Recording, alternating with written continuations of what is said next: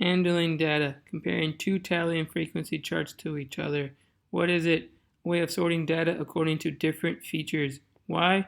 Helps in finding similarities and differences between two groups. Interesting fact. Gorillas are herbivores. They forage for food, including bamboo, plants, and sometimes small insects. Adult gorillas can eat up to 66 pounds or 30 kilograms of food per day. So now when we're comparing tally and frequency charts, you need to follow these steps and you'll be golden. Step 1, draw the same key information. Step 2, compare first graph to second graph and must have numbers for both graphs. Now these two charts that you see are tables that represent the number of cars parked in a parking lot. So now we're going to compare the two charts. So what does it mean to compare? It means you compare, it means you need to look at the same items or same categories. So how do you do that? Well, you just pick something unless it specifically asks you. So for instance, if you pick Monday for week 1, you need to pick Monday for week 2. Or you can pick 3 days if you want. So if you pick the same 3 days for week 1, you need to pick the same 3 days for week 2 as well. And finally, something like weekends to weekends is usually good as well. Now let's go ahead and compare Monday to Monday. So we're going to go ahead and write out week 1 for Monday and week 2 for Monday as well. As you can see, Monday there was 1 car for week 1, and Monday for week 2 there are 3 cars. So the next thing is to write a sentence using less than, more than, or even sometimes same as, or just same.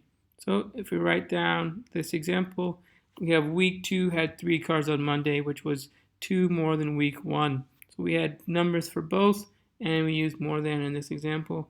And then for the next one, we can use, or we can just state for each one specifically. So like week 1 had 1 car on Monday, while week 2 had 3 cars. So you compare them, and then we're done with this particular example.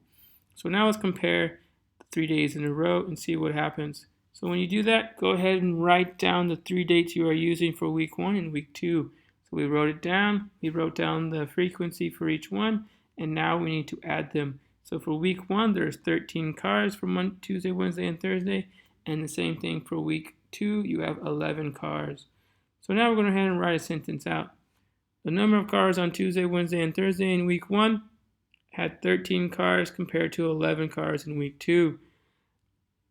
Now, for the next one, we're going to use less than. So the number of cars in week 2 on Tuesday, Wednesday, and Thursday had 11 cars, which is 2 less than week 1. Okay, and those are your 2 answers. And obviously, if you can write something else that is similar. And let's do the last one, weekends to weekends. So we're going to compare Saturday and Sunday for week 1, and that same thing for week 2. Now we add them up, and we get 5 cars for week 1 and 2 cars for week 2. So now we're going to write a sentence. The number of cars on the weekends in week 1 had 5 cars compared to 2 cars in week 2. Or you can write the number of cars in week 1 on the weekend had 5 cars, which is 3 more than week 2. So we use more than in this particular circumstance. You can obviously use less than as well. So, and those are your answers.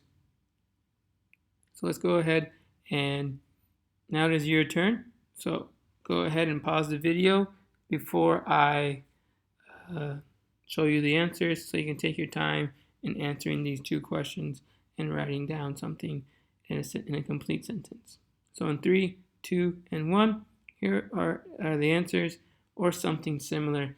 So and there you go. If you've got them correct, well done. If you didn't, there's always tomorrow.